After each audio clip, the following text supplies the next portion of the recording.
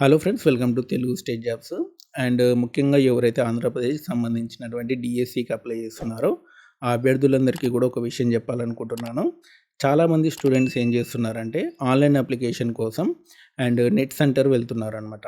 అక్కడ ఉండకుండా వాళ్ళకి సంబంధించిన డాక్యుమెంట్స్ పేమెంట్ ఇచ్చేసి వాళ్ళు వెళ్ళిపోతున్నారు ఫామ్ నింపమని చెప్పి. వాళ్ళు ఇష్టం వచ్చినట్టు ఫామ్ నింపుతున్నారనమాట. ఏం చేస్తున్నారు, వాళ్ళకి రోజుకి ఎన్ని ఎక్కువ అప్లికేషన్లు నింపితే వాళ్ళకి అన్ని పైసలొస్తాయి. వాళ్ళేం జాగ్రత్తగా ప్రతి ఒక్కటి చూసుకొని నింపరు కదా! వాళ్ళు ఇష్టం వచ్చినట్టు అప్లికేషన్ అనేది నింపేస్తున్నారు. చాలామంది చాలా మిస్టేక్స్ అనేవి జరుగుతున్నాయి. సో, కాబట్టి విద్యార్థులందరికీ కూడా చెప్పేది ఏంటి అంటే, మీరు నెట్ సెంటర్ వెళ్ళండి. వెళ్ళినా సరే మీరు దగ్గరుండి స్క్రీన్ మీద ప్రతి ఒక్క డీటెయిల్ కూడా ఎంటర్ చేసింది మీరు కళ్ళారా చూసుకోండి. చూసుకొని ఆన్‌లైన్‌లో అప్లై చేసుకోండి. ఎందుకంటే 16,000 జాబ్స్ అనమాట. మళ్ళీ మళ్ళీ ఈ నోటిఫికేషన్ అనేది రాదు. చిన్న చిన్న మిస్టేక్స్ వల్ల మీ లైఫ్ అనేది స్పాయిల్ చేసుకోకండి. ఎందుకంటే మీరు ఆన్‌లైన్ అప్లికేషన్‌లో రాంగ్ పెడతారు ఏదో ఒకటి. మీరు బాగా చదువుతారు. చివరి మూమెంట్‌లో మీరు సెలెక్ట్ అయిన తర్వాత మీరు అప్లికేషన్ రాంగ్ ఉందని చెప్పి రిజెక్ట్ చేశారనుకోండి, మీకు ఎంత బాధ అయితది.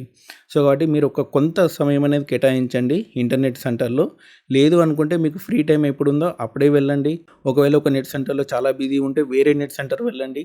అక్కడికెళ్ళి అప్లై చేసుకోండి. కానీ మీరు కళ్ళారా చూసుకొని అప్లై చేసుకోండి. ఓకేనా? చాలామంది ఏందంటే కామెంట్ సెక్షన్‌లో అడిగారనమాట. మేము జిరాక్స్ సెంటర్‌లో ఇచ్చాం. వాళ్ళు చాలా రాంగ్ నింపారనమాట. ఇప్పుడు మేము ఏం చేయాలని చెప్పి. ఇప్పుడు గవర్నమెంట్ ఏమో ఎడిట్ ఆప్షన్ ఇవ్వనని చెప్పింది.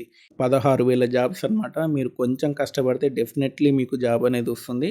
మీరు చిన్న చిన్న మిస్టేక్ చేసి మీ లైఫ్ అనేది స్పాయిల్ చేసుకోకండి. ఎందుకంటే మళ్ళీ 5 సంవత్సరాల దాకా నోటిఫికేషన్ అనేది రాదు. వచ్చినా ఇన్ని వేల జాబ్స్ అనేవి రావు.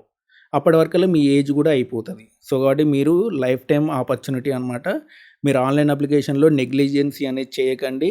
మీకు చాలా టైం అనేది ఉంటుంది. మీకు సినిమాలకు టైం ఉంటుంది, షాపింగ్‌లకు టైం ఉంటుంది, చాలా వాటికి టైం ఉంటుంది. కానీ ఇంత ఇంపార్టెంట్ విషయం, ఇంత ఇంపార్టెంట్ జాబ్ సంబంధించిన వాటికి చాలామంది దగ్గర టైం లేదు. మీరు అనవసరంగా బాధపడతారు. నెట్ సెంటర్‌లో వాడి ఇష్టం వచ్చినట్టు నింపాడనుకోండి.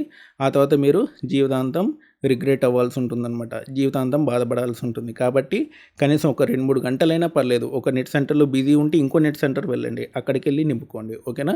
మీ కళ్ళారా మీ ముందే ఆన్‌లైన్ అప్లికేషన్ అనేది నింపుకోండి. చాలామంది తెలంగాణ స్టూడెంట్స్ ఏపీడీఎస్‌కి అప్లై చేసుకోవచ్చా అని అడుగుతున్నారు. మీరు అప్లై చేసుకోవచ్చు. 15% నాన్ లోకల్ వాళ్ళకి ఉందనమాట. మీరు ఒక్కటి గుర్తుపెట్టుకోండి. మీరు ఓపెన్‌లో అప్లై చేసుకోవాలి. మీ క్యాస్ట్ ఎంటర్ చేసేటప్పుడు మీరు ఓపెన్ అనేది సెలెక్ట్ చేసుకోవాలి. ఓకేనా? మీకు రిజర్వేషన్ అనేది వర్తించదనమాట. అంతేకాకుండా మీరు ఏపీ టెట్ గాని, సీటెట్ గాని ఉండాలనమాట. ఓకేనా? ఇవి ఉంటే మాత్రం మీరు అప్లై చేసుకోవచ్చు. మీరు ఓపెన్‌లో అప్లై చేసుకోవాలి. ఏపీ టెట్ గాని, సీటెట్ గాని మీకు ఉండాలనమాట. అప్పుడు మీరు తెలంగాణ వాళ్ళు కూడా అప్లై చేసుకోవచ్చు.